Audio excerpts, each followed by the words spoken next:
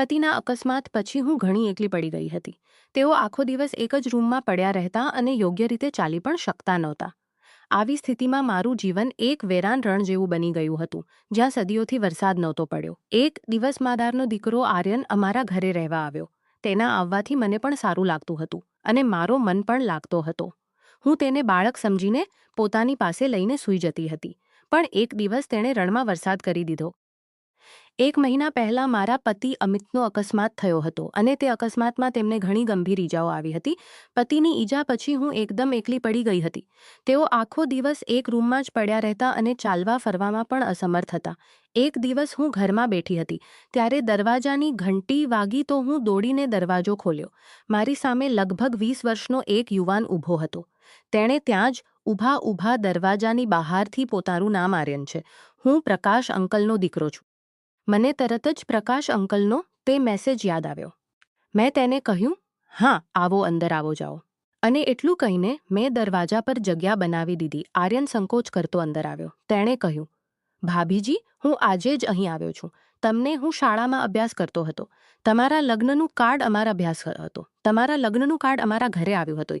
ત્યારે મારી હાઈસ્કૂલની પરીક્ષાઓ હતી, તેથી હું તમારા લગ્નમાં સામેલ થઈ શક્યો નહોતો. અને લો, અંકલે આ સામાન તમારા માટે મોકલ્યો છે. અને એટલું કહીને તેણે મને એક બેગ પકડાવી દીધી. બેગમાંથી બગીચાના તાજા ફળો, શાકભાજી અને અથાણાં વગેરેની ખૂબ સારી સુગંધ આવી રહી હતી. મેં ખૂબ ખુશીથી આભાર વ્યક્ત કરીને બેગ લઈ લીધી અને તેને ચા નાસ્તો વગેરે આપ્યો. આ જ સમયે મેં જોરથી તેને કહ્યું, તું અહીં જ રહે. મેં તારા અંકલને કહી દીધું છે કે તને બધું તૈયાર મળી જશે. તું ફક્ત તારા અભ્યાસ પર ધ્યાન આપજે. આર્યન આ સાંભળીને એક જ વારમાં માની ગયો. માનો કે આ જ વાત સાંભળવા માટે તે બેચેન હતો. તે ઊભો થયો અને ઝટપટ પોતાનું બધું સામાન જે તેણે બહાર રાખ્યો હતો અંદર લઈ આવ્યો.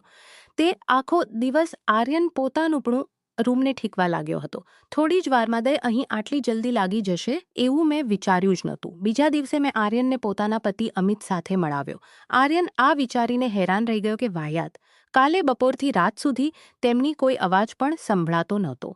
આ ઘરમાં ભાભી સિવાય કોઈ બીજો માણસ પણ રહે છે એવું મને લાગ્યું જ નહોતું. મેં આર્યનના વિચારમાં સાવધાની રાખતા કહ્યું, દરઅસલ વાત છે કે તેમને એક ગંભીર અકસ્માત થયો હતો અને ત્યારથી તેઓ પથારીમાં જ પડ્યા રહે છે.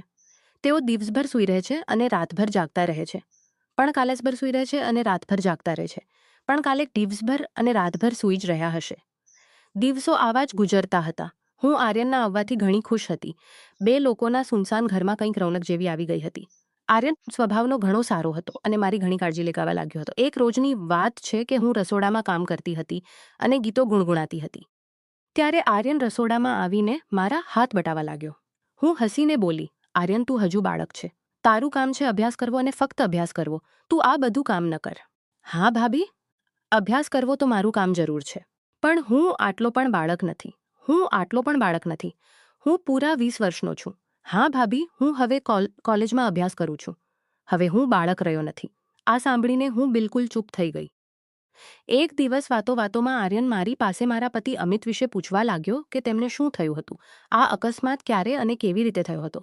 મેં ઉદાસ થઈને કહ્યું, પહેલાં તેઓ બિલકુલ ફિટ હતા અને અમારો સારો વેપાર તેઓ એકલા જ જોતા હતા. બધું સારું ચાલતું હતું અને અમે હસી ખુશી સાથે રહેતા હતા. પછી એક દિવસ એવું થયું કે જ્યારે તેઓ કારખાનામાંથી પાછા ઘરે આવતા હતા ત્યારે રસ્તામાં તેમનો અકસ્માત થઈ ગયો. તે અકસ્માત પછી અમારું જીવન અને ઘરની સ્થિતિ બંને બદલાઈ ગઈ. તેમને પગોમાં ઘણી ઈજાઓ આવી હતી. બધું ઈલાજ કરાવી લીધું છે. પણ તેઓ હજુ પણ યોગ્ય રીતે ચાલી શકતા નથી. હાલ તો તેમને 2 પગલાં ચાલવામાં પણ પૂરા 10 મિનિટ લાગે છે. તેથી તેઓ મોટા ભાગે પોતાના રૂમમાં જ રહે છે. અઠવાડિયામાં 3 દિવસ ફિઝિયોથેરાપી કરાવનાર આવે છે અને બાકી સમયમાં તેઓ ફિલ્મો જુએ છે અને પુસ્તકો વાંચે છે. ડૉક્ટરે કહ્યું છે કે સમય લાગશે પણ તેઓ ધીરે ધીરે ઠીક થઈ જશે અને આરામથી ચાલવા લાગશે. આર્યન આ સાંભળીને તેમની તરફ જોયો. તે જાણતો હતો કે અમારા લગ્નને મુશ્કેલીથી 5 વર્ષ થયા હશે. તેણે કહ્યું, ભાભીજી, તમારા લગ્નને લગભગ 5 વર્ષ જ થયા છે ને? મેં કહ્યું, હા, 5 વર્ષ થઈ ગયા છે. તેણે કહ્યું, મને પણ યાદ છે ભાભી. ત્યારે મારી પરીક્ષાઓ ચાલતી હતી અને એટલા માટે હું તમને મળી પણ શક્યો નહોતો. હું કદાચ શાળામાં અભ્યાસ કરતો હતો ત્યારે મેં એકવાર તમને જોયા હતા. તમે અંકલ પાસે કેટલીક પુસ્તકો લઈને આવ્યા હતા. મેં કહ્યું, હા, ત્યારે તારા અંકલ મારા ગણિતના શિક્ષક હતા અને હું તેમને પુસ્તકો પાછા આપવા આવી હતી કારણ કે તે પછી હું બીજી શાળામાં જવા લાગી હતી. દિવસો ગુજરતા રહ્યા અને આર્યનને અમારા અહીં રહેતા 4 મહિના થઈ ગયા હતા. આર્યન બાળપણના ખડા રસ્તા પર જ ચાલતો હતો, પણ તેણે આ સ્પષ્ટ સમજી ગયો હતો કે અમે બંને પતિ પત્નીની ખામોશ જિંદગીમાં ફિઝિયોથેરાપિસ્ટ સિવાય તે જ છે જે થોડું ઘણું સંગીતની સૂર અને તાલ પેદા કરી રહ્યો હતો. આર્યન મારી સાથે નજીકીઓ વધારવાની લગાતાર કોશિશ કરી રહ્યો હતો, અને મને પણ આટલા દિવસોથી કોઈ સુખ મળ્યું નહોતું. અમે બંને કામથી ફ્રી થયા પછી ઘણો સમય એકબીજા સાથે વિતાવતા હતા, સાથે બેસીને ખાવા ખાતા હતા અને ધીરે ધીરે નજીક પણ આવતા જઈ રહ્યા હતા. હું હવે તેની સાથે પ્રેમ કરવા લાગી હતી, અને મને ખબર હતી કે તે પણ મારી સાથે પ્રેમ કરવા લાગ્યો છે, કારણ કે હવે અમારી વચ્ચેનો સંબંધ પરવાન ચડતો જઈ રહ્યો હતો. દિવસો ગુજરતા જઈ રહ્યા હતા અને અમારી વચ્ચેની દૂરીઓ ઘટતી જઈ રહી હતી. હવે મને આર્યનનો સ્પર્શ સારો લાગવા લાગ્યો હતો.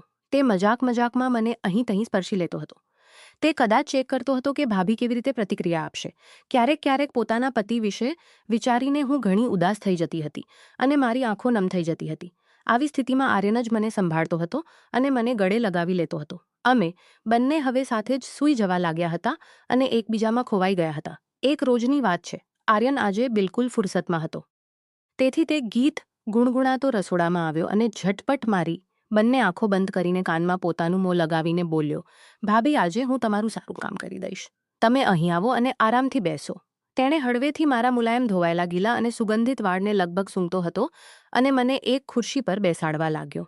હું પણ હવે મસ્તીમાં આવી ગઈ હતી. હું ખુરશીમાંથી ઊભી થઈ ગઈ અને તેને ખુરશી પર બેસાડીને ગોદમાં આવીને બેસી ગઈ. અમે બંને કેટલાક પળો આવા જ રહ્યા. ન તો હલ્યા ડુલ્યા અને ન જ કંઈ બોલ્યા.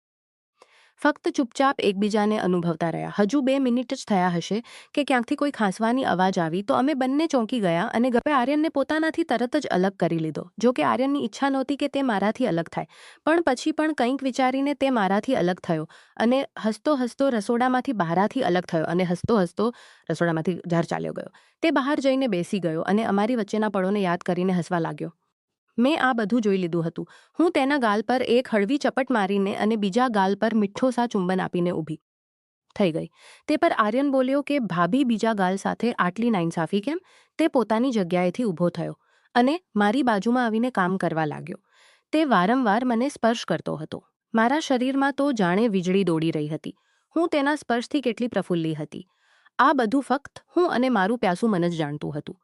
હું તો આવા અદ્ભુત અનુભવને તરસી જ ગઈ હતી. પણ તે સવારે આર્યને મારું સારું અધૂરાપણું દૂર કરી દીધું હતું. અનેક મહિના પછી આજે સારું અદરણમાં વરસાદ થયો હતો અને જમકે થયો હતો. અમે બંને મુરઝાઈને પછી પથારી પર જ પડ્યા હતા ત્યારે ખાંસવાની અવાજ ફરીથી આવવા લાગી.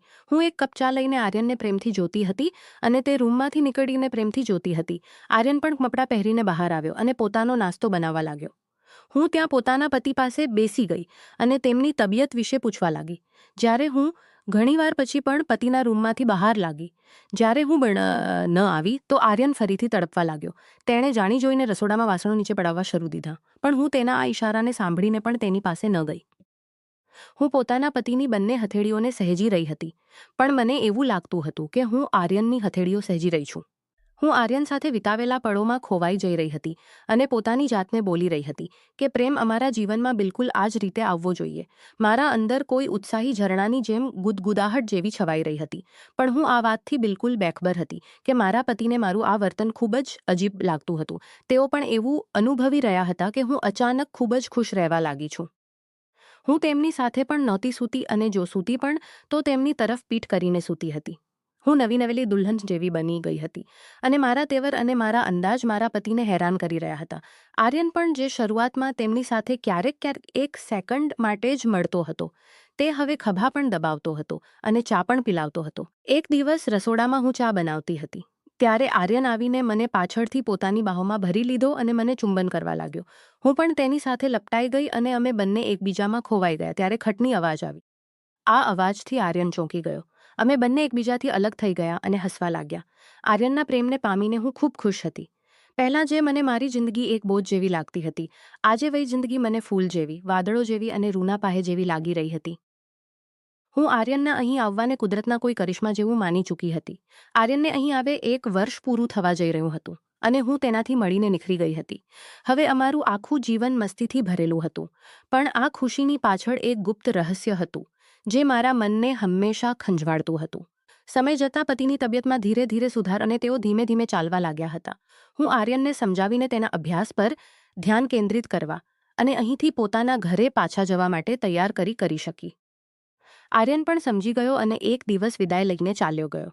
હું પોતાના પતિ સાથે ફરીથી જીવન જીવવા લાગી. આ અનુભવથી મને એ વાતનો ખ્યાલ આવ્યો કે જીવનના કઠિન સમયમાં પણ પતિ પત્ની ધીરજ અને વફાદારી જાળવવી જોઈએ. આવા સમયે બહારથી આવતા આકર્ષણથી દૂર રહેવું અને પોતાના પરિવાર પ્રત્યેની જવાબદારીને પ્રાથમિકતા આપવી જરૂરી છે. કારણ કે સાચી ખુશી અને શાંતિ એ જ છે જે ન્યાયી અને સાચા માર્ગે મળે છે.